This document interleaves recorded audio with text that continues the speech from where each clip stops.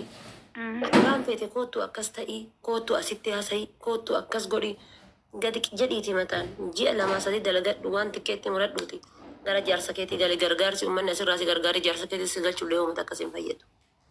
Si galee maaliif jennaan hadda gargaaranii si galchanii boru fidanii quba afaan si kaayan. Boru fidanii quba afaan si kaanii nuti akkasii godhee gaafas akkasii goonee akkasii taanee matata kadhaa ta'e xiqqeetti muratte si jedhanii quba afaan si kaayan. Wanni ati dalagattee wanni ati godhatte hundi akka waan kadhaa isaaniitiif waa godhattee borosoo gabbaatee uffattee akka namaatiin mul'atte waan ofiisii godhan godhan.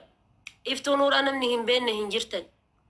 Muyyattiisan mallaqni uummanni gargaare haa sababaa ta'u malee rabbi kan isii akkasii ilkaan isii ol gachiniine sanii akkasii gachiniine maan kan giddii adda bananiitiin midhaan itti buusaa turanii kan rabbiin adda baneef rabbii jechuudha kan rabbitu adda baneef jechuudha.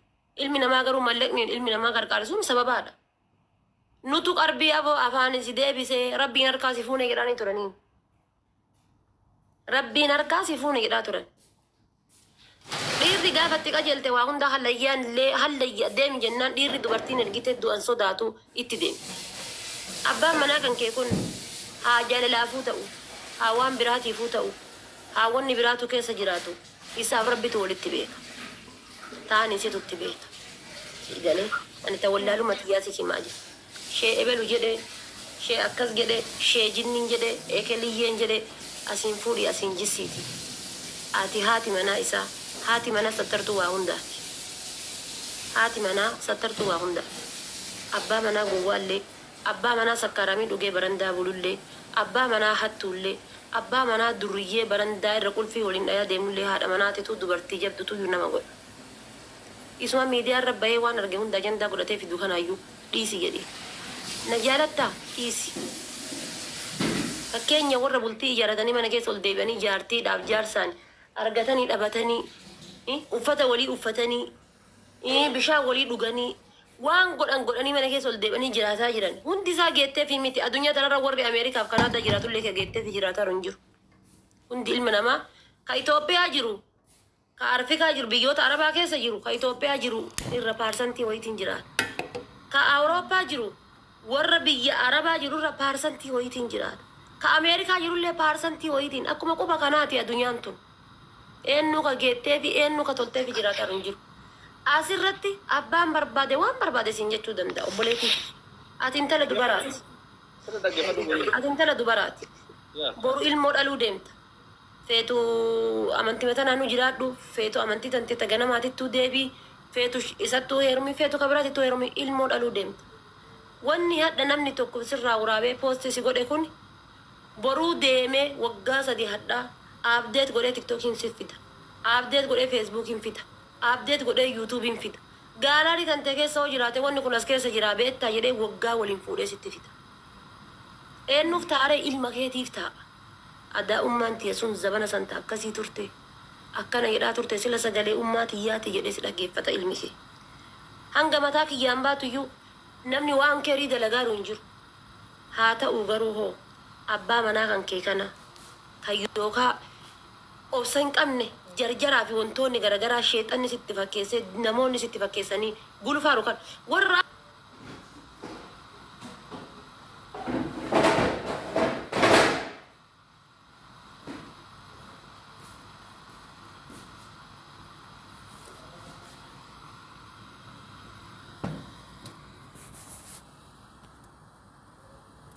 jiraata. Tokko yoo inni nu qulqulluu ta'e ilmoo isaatiin mana keessaa kumaanta dhalee harkaa qaba. Tokko yoo inni nu qulqulluu ta'e ilmi isaatu zinaa dalagaa jira. Ilmi namaa addunyaa tanarra qulqulluun hin jiru rabbii tokkicha laa ilaaha illallaa malee. Abbaa manaa kan keetiin miidiyaa irraa gali jedhe.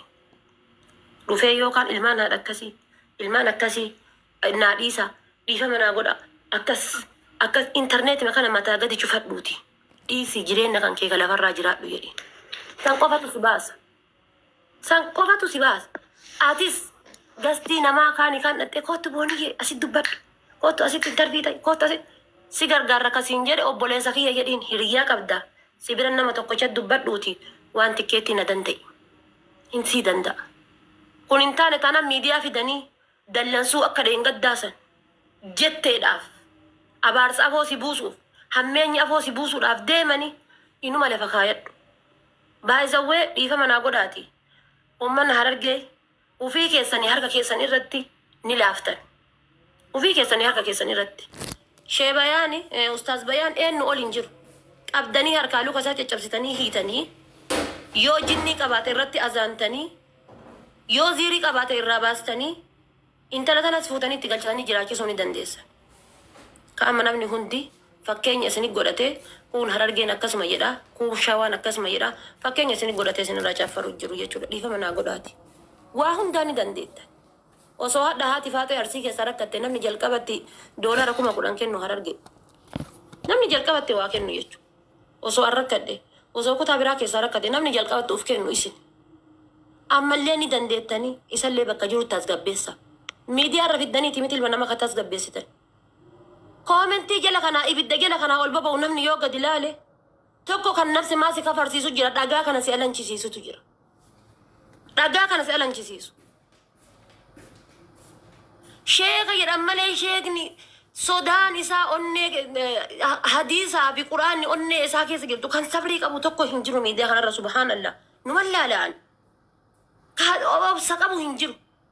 Ka komentii jala taa'ee waa barreessu ammoo ka rabbiin jallisee oofe. Obboleettii tiyya. Hayyuu maratu qolaa guutteef calcala abban laallata. Jireenya keen keessitu laallata. Haadha manaa namaati. Boru haadha ilmoo ta'uu deemta waan barbaadde dalagi. Abbaa manaa kan kee miidiyaa irraa galchi. Ati baay'atee dubbataan jirtu dheengadda fidanii si dubbisiisan. Ammallee waa takka hin dubbatin. Viidiyoo kan kee komentii hidhadhu hojjedhu waan barbaadan haasani. Komentii ofirraa hidhi komentiin mallaqa siyaasa hin jiru viidiyoo hojjechuu barbaannaan ofirraa xumgodhii hidhiiti komentii barbaadde hojjedhuuti. Irraa bu'ii deem. Inumaayyuu itti dhiisi. Biizinasni ati asirraa argattu hin jiru. Osoo yuutuubii ta'e eewaa irraa argatta. Tiktookii asirratti boru sirraa gubachmee tiktookii meeqa sirraa gubatee kan miidiyaa kana dhufte. Mallaqni irraa argatte jira maqaa irratti argatte malee. Hin jiru jechuudha.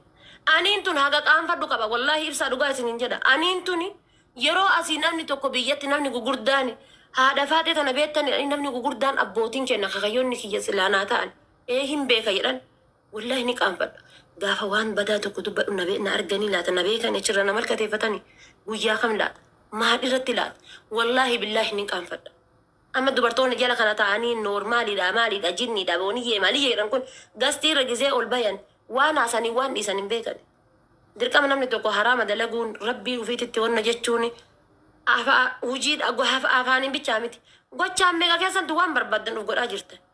Asirra baataniiti. Wallaahi dheengadda ibsaa feesbuukiin sheersi godha. Ol bahee gastii gubbaa taa'ee dubartoota 4 gastii keessa jira. Qaama ofii ka uumamaa kan akkana ol baafatee akkana godha laal. Gastii gubbaa ol bahee sheersi godha. Argee jira wallaahi lazim. Argee jira mucaa tokko. Gastii gubbatti ol bahee argite. Gastii gubbatti ol bahee akkana godhata. Ilmi dhiiraa jechuudha. Taachi keessa jirtu dubartoota takkittiin qaanfattee achi keessaa buute hin jirtu. Dhaabattee kolfiti. Siigalee gadaa san keessa jirra. Gadaa qaanyiin dhabamte keessa jirra.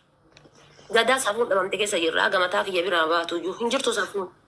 Kanaaf abbaa manaa kan kee miidiyaa irraa galchi. Yoo waa poostuu godhuu dhiiftan wallaahi torbee takka caala isinirraa naasaya. Torbee takka caala. Amma waan inni gabbahee deebisa aruuf jecha kuwaasi inni achi as dhiite asiitti achi dhiitaa jiran malee osoo inni yala chaddisee Oromoon deemteetuma waan biraa soqatte yookaan gandumaa walikkaate yookaan akkuma kun asiin dura suuditti muka eegee wal guuran san ka hoolaantis san deemaniiti mukuma huddutti wal guurti. Akkasi si galaa miti abbaa manaa kan kee asirraa galfadhu ufii kan keetillee miidiyaa kanarraa gabaabbadhu jireenya kan kee jiraadhu. Amma isheen na wajjin haasa'uu jirti haadha faatee gorsa kee galatoomii ulfaadhu. Ila kun haga ibsaa as keessa jiruun baatu wallaahi billaahi yoo ajandaan si shakkaluu taate malee siif hiyyaatu. Ammoo ni kakattaa faatee. Dhageeffadhu. Na dhageeffadhu waa fakkeenya siima dhageeffadhu waa fakkeenya siima. Qoy waan keessa wajjin haasa'an hin qabu keessan haasa'an. Ati bar keessaan ni haasofta keessan gaafa nama dhufte sheekiin si caala nama gorsu hin jiru ana kana nama mana gorsu bar nan beeka. Garuu hoo namni mee fakkeenyaaf masqalii inni gadhiise fiddeetiin wannoo irratti tiktookii kan kee irratti yuutuubii irratti viidiyoo namicha korokkodaayilii dheengadda haasofsiifte akkasumas ka jismii namaatu bifa namaatu hin qabne qoree maalii jedhan san fiddeetiin achi irratti haasofsiifte qoreen ija isaatitti hagaltu achi fiddee yuutuubii irra dhaqa addaa qodhaa itti achitti wanna goote san Mee maal godhu yuutuubii? Maalim na caalaa walaale maalim namni na caalaa ana nu Kana jedhaa bar. booniyee maalin jen booniyee maalin sin je yuutuubii dhaaf daleena godhun tarbii sin godhaa sin hin jenne waltaane Kana kaa kun walaali kaa kana bar. no normal kun rakkoota kan qabu yoo naaf ishiin waan gaala Akkama fedhee osoo taatee miidiyamaan guddifata malee namni isaanii yaade hin jiru si jedha. miidiyaan gudduu saadha faatee maanta dhaggeeffatu laala dubbii walitti hin laaqin nama ana Daandee bar ibsaa wayii nitti jibee tana mana addunyaa mana shibee. anaa fi nama biraa walitti noofin Mee tana manti jibee. tamme Miidiyaan guddifachuu itti jira moo ittiin jira uummanni kun?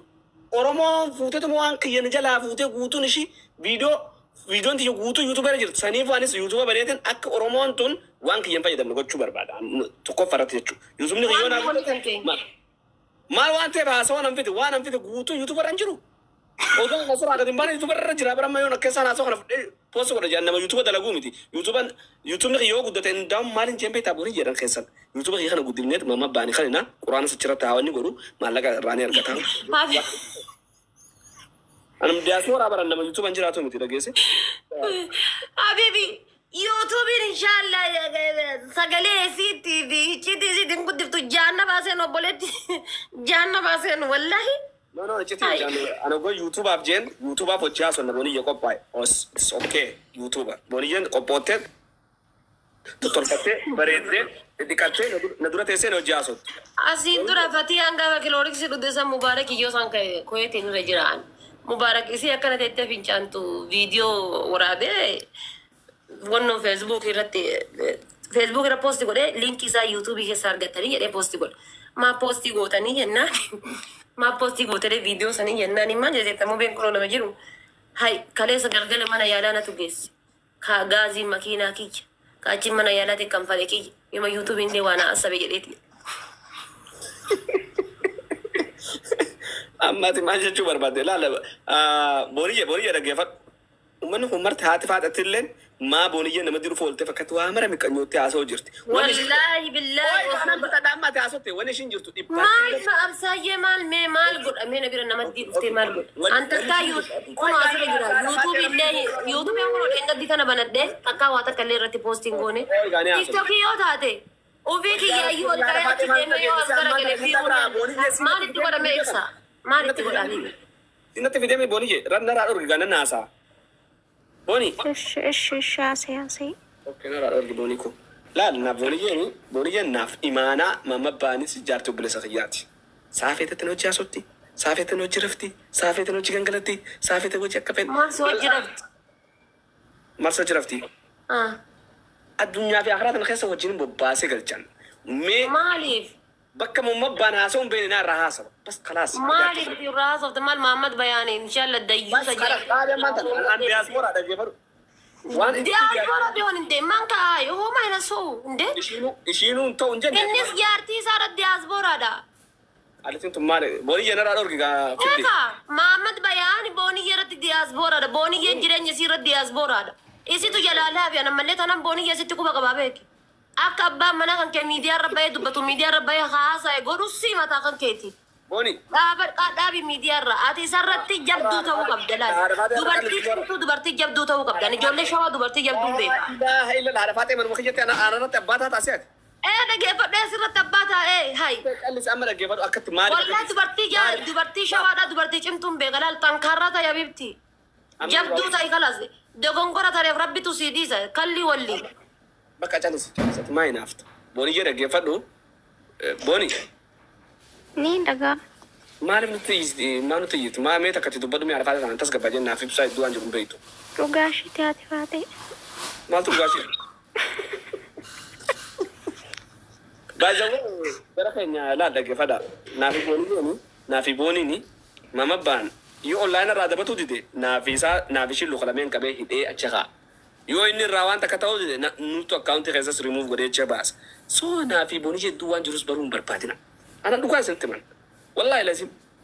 Tikeetas irraa murreetan achi geesse yoon fadhe. Yoon fadhe akka fadhe bakka wal argar fashional sin jebara. Yoo jana barbaades boonii wal janna. Umatte waan isaan nama dhibaan jirtu. Haadha faatas waan ijjisiisan jirtu dhageesse. Oromoo ana qala isinitti man waan tana dhaggeeffadha.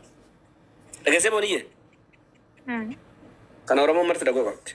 Ana madaalika akka turumbadduu kana osoo rabbiin harka kiyya buuse yaa ibsa. Akka turumbadduu jarjaraa kana rabbiin harka kiyya buuse.